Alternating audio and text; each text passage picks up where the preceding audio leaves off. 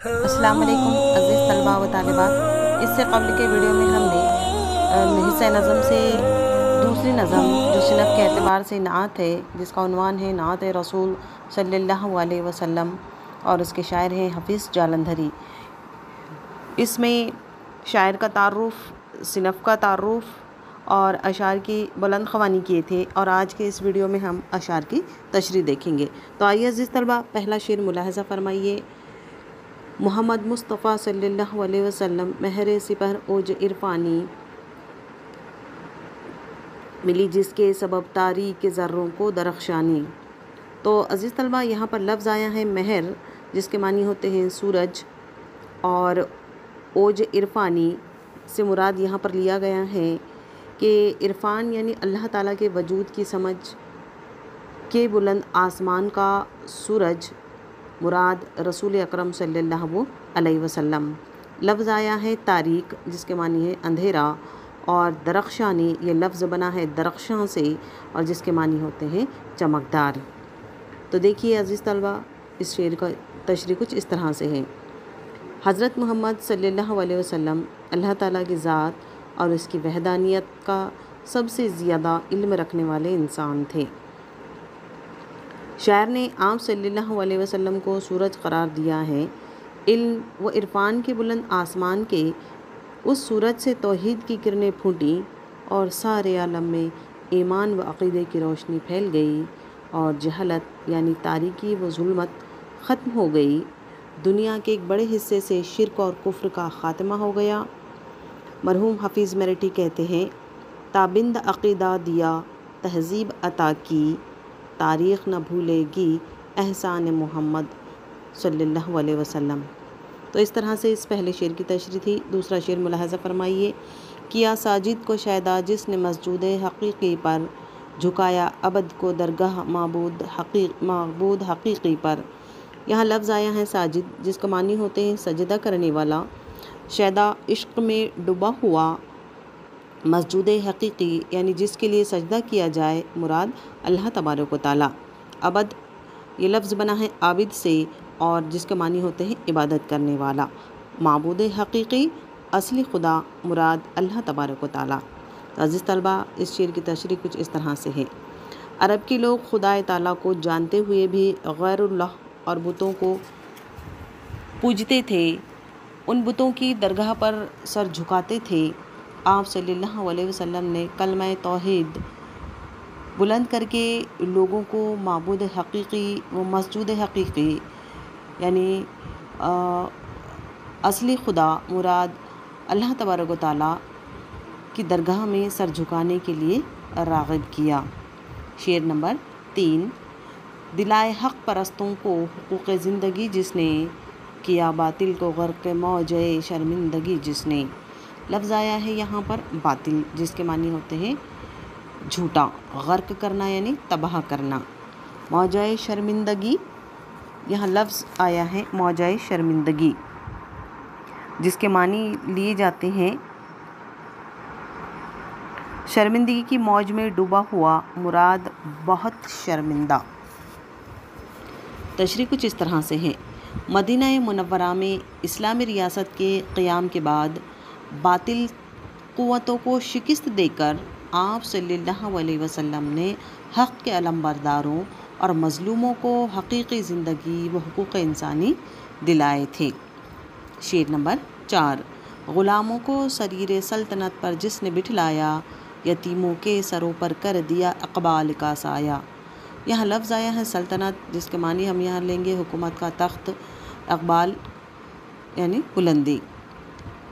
तशरीह कुछ इस तरह से है। आप सल्लल्लाहु अलैहि वसल्लम ने समाज के पिछड़े हुए लोगों और ग़ुलामों को उनकी परहेज़गारी के सबब इंतज़ाम हुकूमत के ऊंचे मनसब और मर्तबे पर बिठाया, और समाज व मुआशरे में यतीमों को सरबुलंदी व अज़मत अता की। शेर नंबर 5। गदाओं को शहंशाही के काबिल कर दिया जिसने, गुरूर नस्ल का अफसोन बातिल कर दिया जिसने। गदाओं जिसके मानी होते हैं यहाँ पर फ़कीर। देखिए तशरीह कुछ इस तरह से है। زمانہ جاہلیت میں سماج کے اونچے طبقے کے لوگوں کو حکمرانی و گورنری کے منصب پر فائز کیا گیا تھا۔ آپ صلی اللہ علیہ وسلم نے نسل و خاندان اور ذات و پات کی تفریق پر مبنی نظام کو تہہ و بالا کر دیا اور ایک ایسا نظام حکومت قائم کیا جس میں غریبوں کو بھی حکمرانی کے قابل سمجھا گیا، گداؤں کو شہنشاہی کے قابل کر دیا جس نے، غرور نسل کا افسون باطل کر دیا جس نے۔ عزیز طلبہ، شعر نمبر 6 دیکھیے۔ وہ جس نے تخت اوندھے کر دیے شاہان جابر کے، بڑھائے مرتبے دنیا میں ہر انسان صابر کے۔ لفظ آیا ہے یہاں پر شاہان جابر۔ شاہان کے معنی ہوتے ہیں یہاں پر شہنشاہ یعنی بادشاہ، جابر یعنی ظلم کرنے والے، جبر کرنے والے، ظالم۔ شاہان جابر مراد بادشاہ ظالم یا ظالم بادشاہ۔ صابر برداشت کرنا، صبر کرنا، صبر سے بنا ہے صابر، صبر کرنے والا صابر کہلاتا ہے۔ تشریح کچھ اس طرح سے ہے۔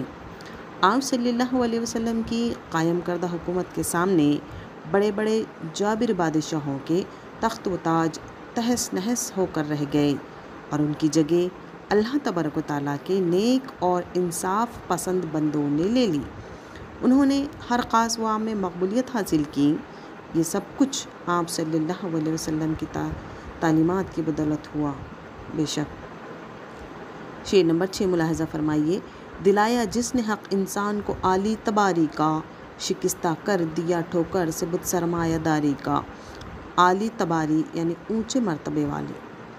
تشریح کچھ اس طرح سے ہے۔